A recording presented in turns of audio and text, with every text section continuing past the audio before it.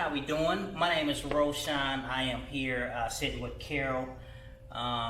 Today is Fair Housing Awareness Month, and we want to pretty much talk about the criminal justice system and how it has a major impact on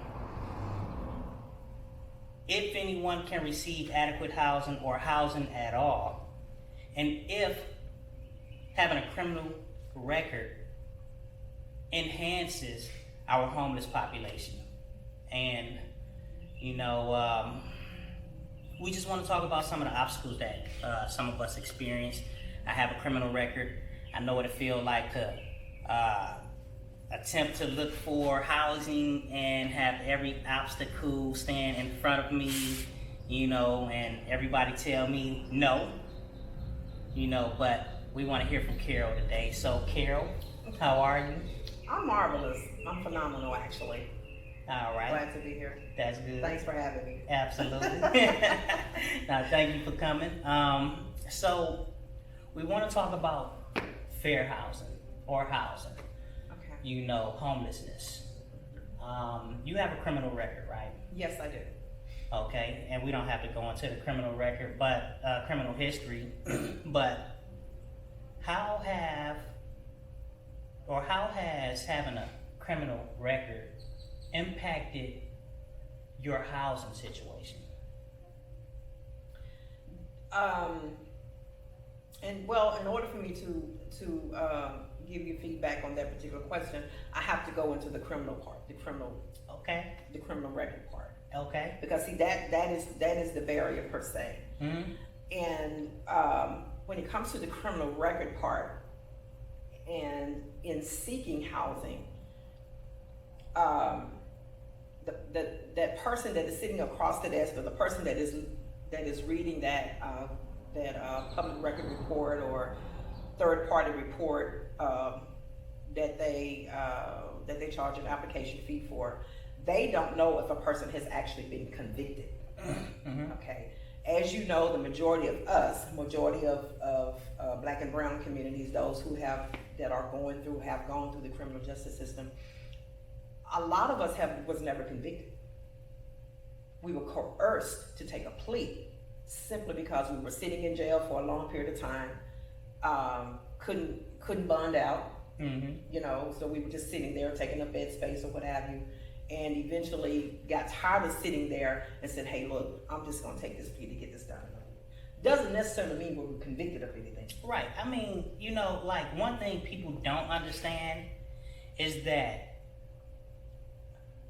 accepting something don't mean you agree with it, like a plea deal, and a criminal record don't equate to guilt. So, we, 1 out of 4 African American male will experience the jail or the criminal justice system in some way. And my data on the women could be wrong, but I believe it's 1 out of 6, and I would have to actually go fact check that. But, the deal is we catch criminal records at a higher rate than any other race. Yes, we do. And, it impacts how we live, it impacts our day-to-day survival, and it impacts where we can live or if we can even find housing. Exactly. Regardless if we was pushed into a plea deal or we was guilty of a crime, just that criminal record, regardless of how long it was, it put us in a situation to where we may be vulnerable when it comes to housing, which can create a revolving door Yes. back and in and out of the criminal justice system. Yes. So we want to know about your experiences. Okay. Like when you go look for housing, how successful are you when you go and pay that application fee, attempt to get housing? Like, how does it work for you? Where do you live now? Where do I live now? Where do you I live? live just about wherever I can live. Although I do have my standards as in where I can live. Majority of the time, I am in a hotel majority of the time. However, there are times when I even get frustrated with even that process, of being in a hotel and which is a hotel is still, they have their systems, they have their, system, and they have their, some are highly, managed and some are not, and then, some nights I can't get into a hotel, so I sleep in my car, which seems sometimes to be the most peaceful place, believe it or not. However, when it comes to actually going to apply for an apartment, to lease an apartment, I tend to target those places that have a special. I'll call before I go. Do you have a special? Is there any app fees, admin fees? And based on that, or based on the fact that they got a special, no admin, no app fees, I'll apply. Okay. Therefore, knowing what could come up or what may not come up, I'm still in the clear when it comes to my money, because it's been what, five years now. At some point I got, eventually you get tired of throwing away your money. Right. When you can't get people to believe that, hey, look, or not believe, but see that what you're looking at is not accurate information. Because being that they're using third parties to get your credit report or your criminal background report, those reports are not always accurate. Okay. They're just looking at what has been given to them. And just based on what they see, they'll deny without any explanation. They don't ask any questions. And so in that case, I haven't just thrown away my money, looking for, I've been denied 22 times. And how long? In the past, I want to say 2 years. So, and I was just about to ask you, like dealing with the applications that there is no cost, how successful were you, with gaining access to fair housing or housing in general? But I mean, you just said you pretty much live in hotels or a car where it's more peaceful. Yes. There is no fair housing. There is no fair housing, because fair housing fair housing, when you think of fair, when you think of the term fair, you think of it's being open to everyone. It was being equal, everyone being equal. Okay, everyone is included in this fairness.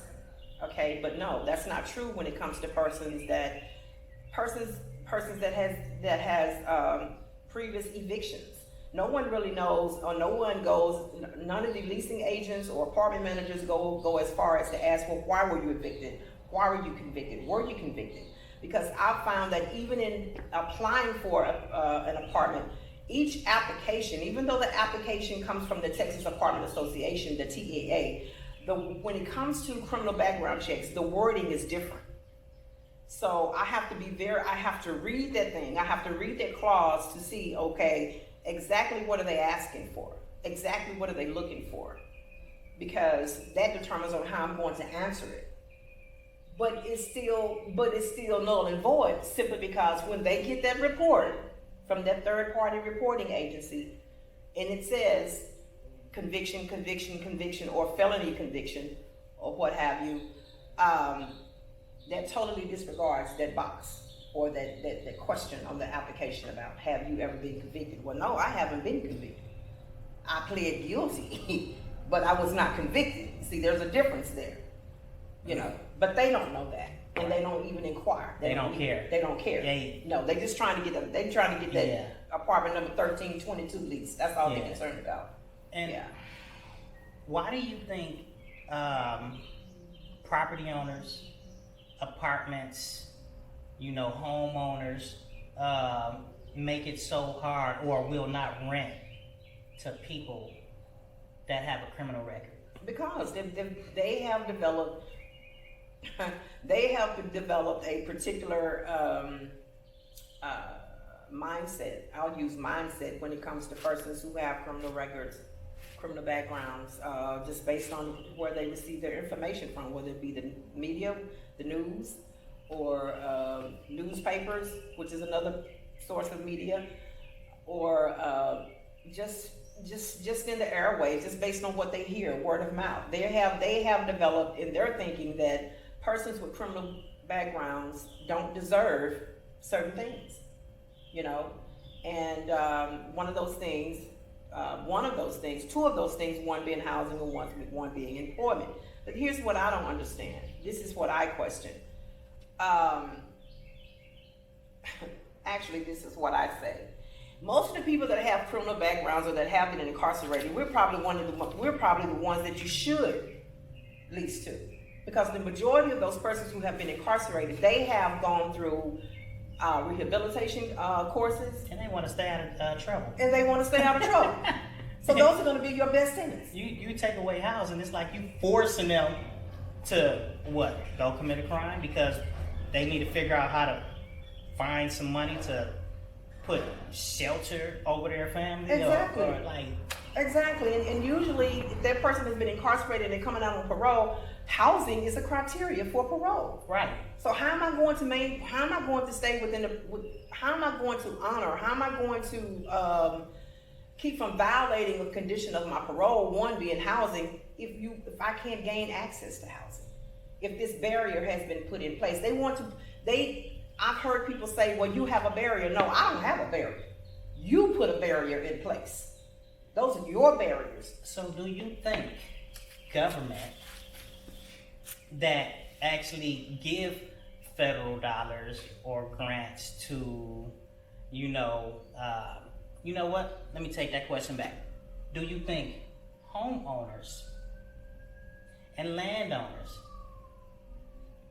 that won't give people a fair shot at housing or adequate housing or rent or sell to people with criminal records, do you think that they influence crime?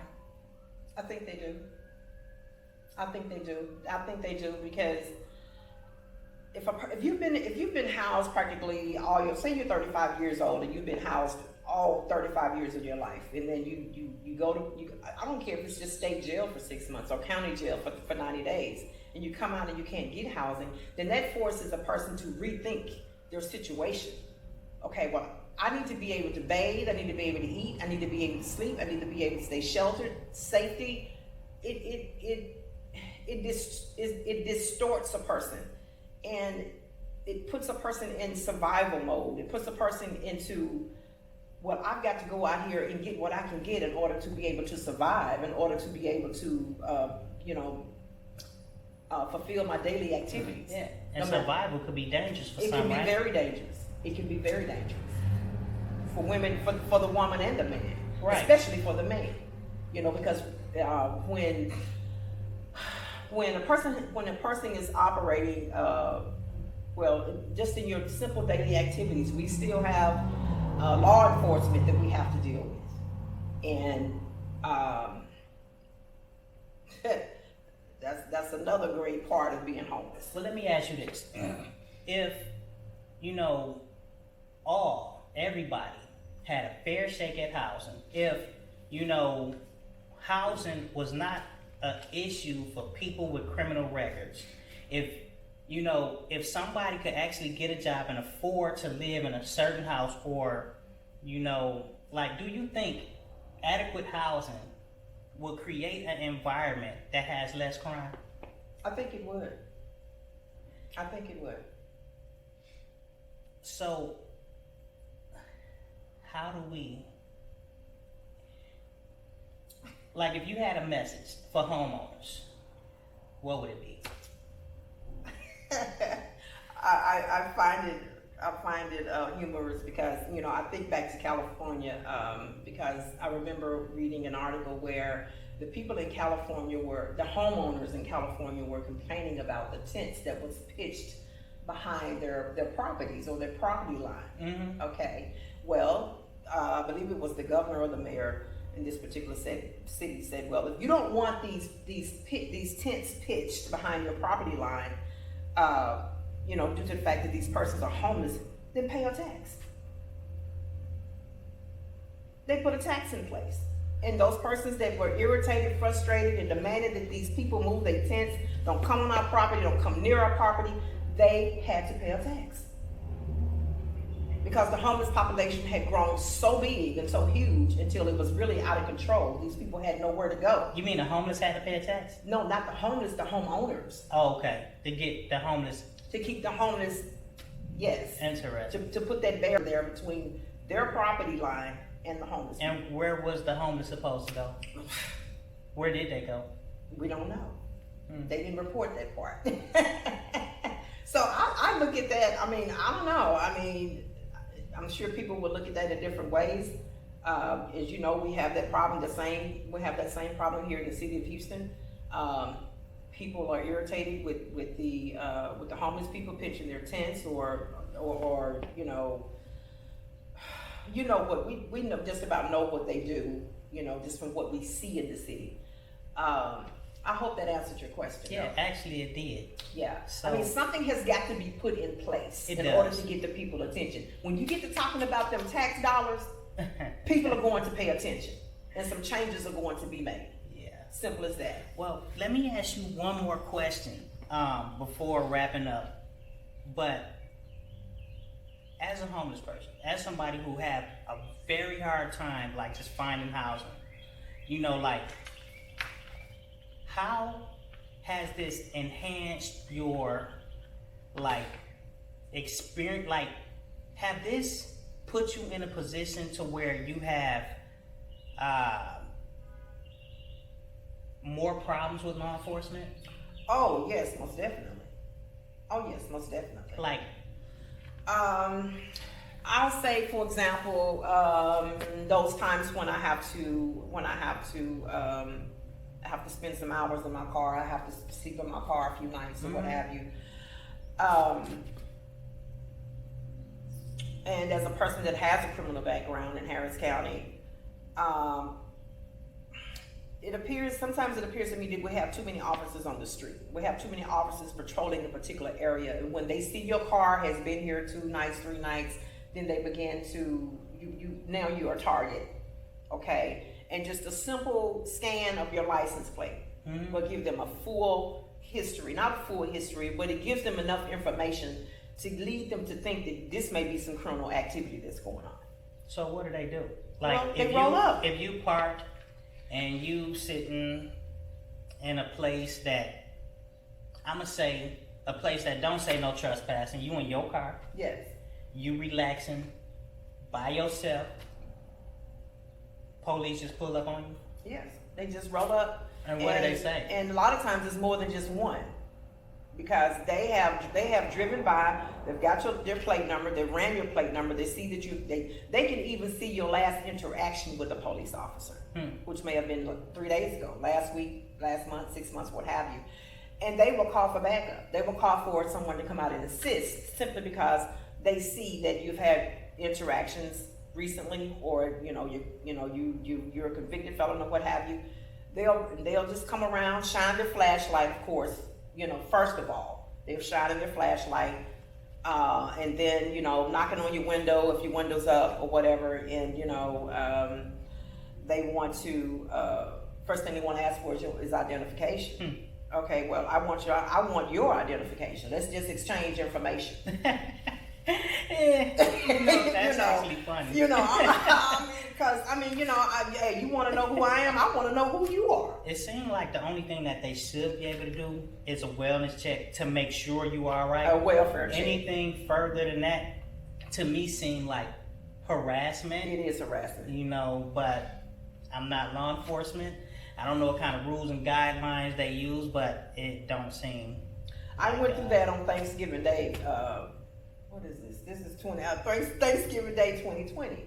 It's just chilling in the park, Yeah. It's not a private parking lot. It's a public area, and actually it was 3 police officers. The guy that approached my car was a supervisor, and I explained to him, sir, you're only doing a welfare check. You see that I'm responsive. I'm breathing. I'm not in distress. I'm not drugged up. I'm very coherent. Right. This is all that you need to do. All these extra questions you asking me about, do I know where I am? Do I have any family in the city? Where was I last night? That has nothing to do with your with the guidelines of your welfare check. Yeah. You're harassing me right now. Absolutely. Okay, so I put my car in reverse, pulled on out, and went on about my business. Because there was, I don't even know why. I don't even know what even constitutes a welfare check unless someone has called and said a particular thing, and sounds like that's something I need to read up on. Yeah. So, yeah, it's sleeping in your car, being homeless, frequenting hotels. Eventually, hotels begin to question, why is her stay so lengthy, and is she here on business? Or interesting. Yeah. So it's no matter how much I just be myself and I just I adhere to their guidelines or whatever, it's still questions in the back of their mind. I don't necessarily have to answer them, as long as I'm abiding by what their procedures are or what have you. But it's like a totally different world inside the world that we live in. Well, it was nice talking to you, Carol. We're gonna actually go ahead and wrap up. It's about our time, but before we wrap up, is there anything, like if you could say, I know I asked you this before, but if you could say anything to homeowners about giving fair housing to people with criminal records, or if there was any policy you can change, or if you had any wish or want, what would it be? I would want for homeowners, property owners, multifamily properties, and the owners of those properties, even the managers of those properties, to have a second thought. To take a second thought, to think about putting putting an alternative in place. Think about actually implementing a way to get the property owner to just take a second thought.